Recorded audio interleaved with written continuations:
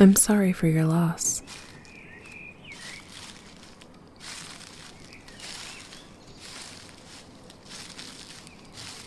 At some point in our lives, we all hear that phrase. A phrase that's softly spoken, often with a slight touch, maybe on the shoulder, maybe holding our hands, or maybe with a comforting hug. A phrase that's only delivered in our most painful and vulnerable times. It's a simple phrase, short in length but so long and intricate in its meaning. It starts with an apology. Sorry. That part alone is loaded with emotional sensitivity.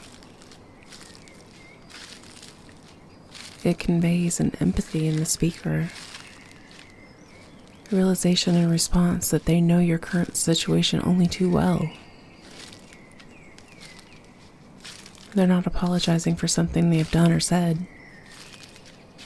They're apologizing for the way you may be feeling, or that you're having to feel it at all.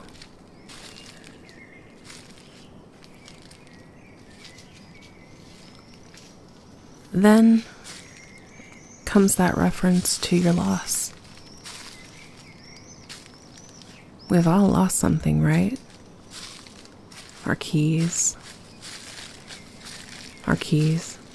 some money, or maybe our voice when feeling ill. But when this phrase is spoken to us, the loss involved is greater than any material possessions or short-lived health condition. This loss is tragic, deeply impactful and definite. It's not something we can find again or have restored after a short period of rest and recuperation.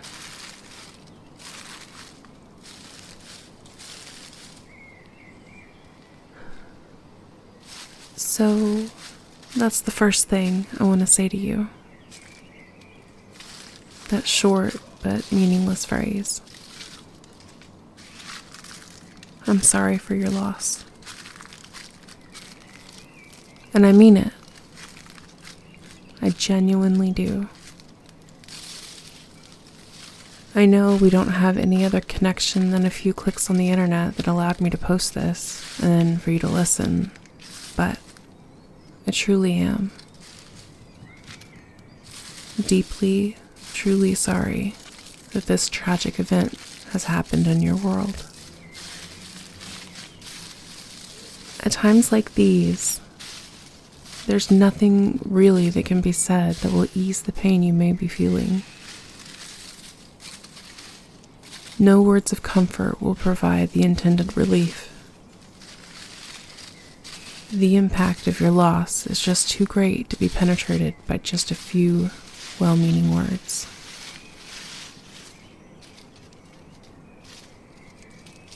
There are many ways forward for you now, and only you can choose the direction and pace as you progress in the process. And that's all it is.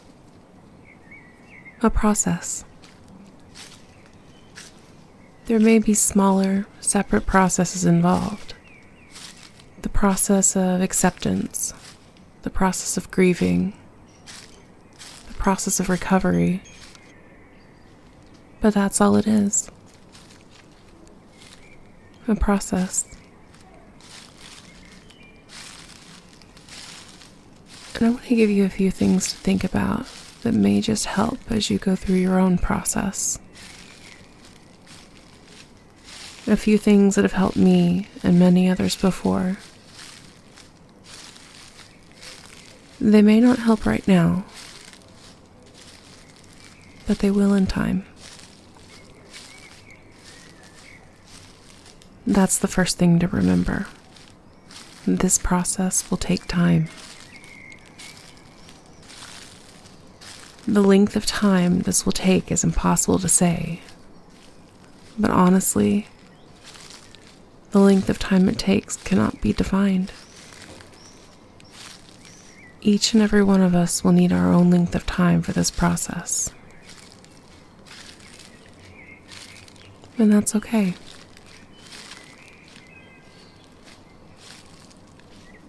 The process of coming to terms with loss and finding our own ways of recovering and moving on is important. Doing it at our own pace is also important.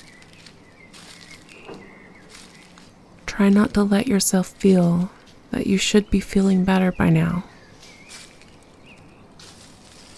These feelings are natural, and if you feel them, it's likely you need more time to process things before you can move on. And that's okay too. The next thing I want you to remember is that you can and should remember everything. Let me explain. Quite often, people are told to remember the good things. Think of the good things and they'll live on in your mind. It's good advice. Why wouldn't you want to remember the good things? But you can also think of the other things. The bad things. The indifferent things. The things that are somewhere in between. All of those things were part of your relationship. And they can be now, too.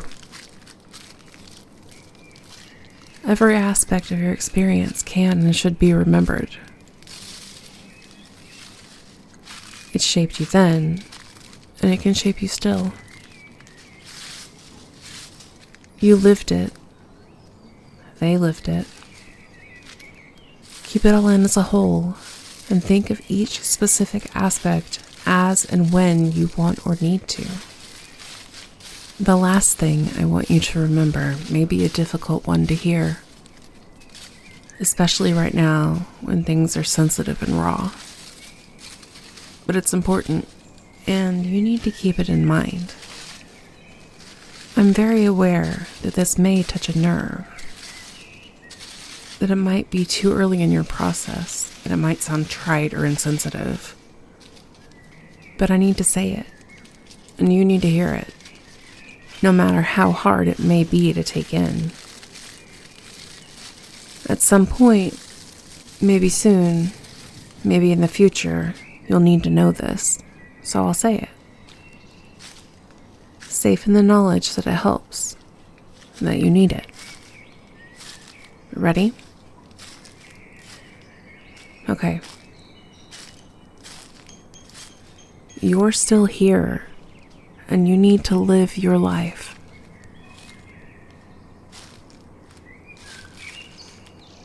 I know, that may not be what you want to hear right now. You may be hurt. You may be angry. You may have stopped this audio. And that's okay.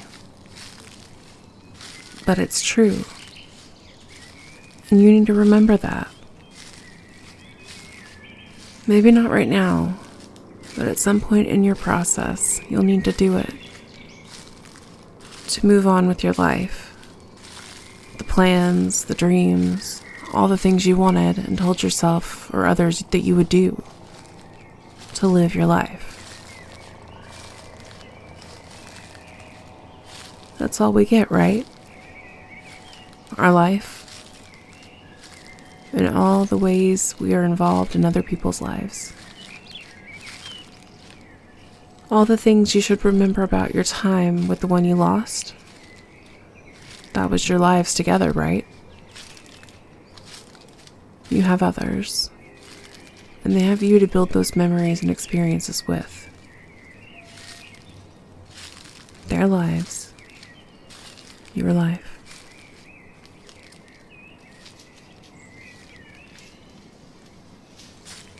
Both they and you have all sorts of experiences to create and build on. Like I said, maybe not now, maybe not soon. But you can carry on. You will carry on to live your life in and around others again. Like before, there's no defined timescale for this. And please don't feel you have to rush or to force it. But you do have a life, and you need to live it the best you can.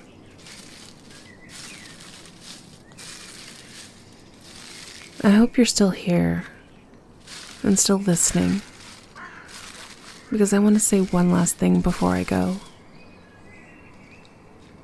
I truly believe the things I've told you are important,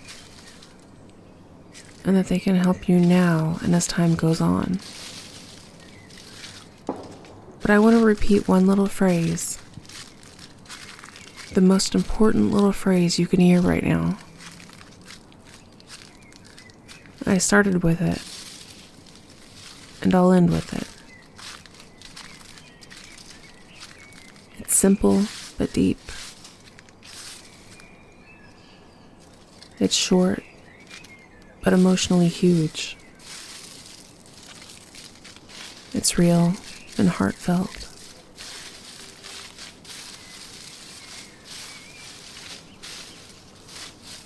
I'm sorry for your loss. I really, truly am.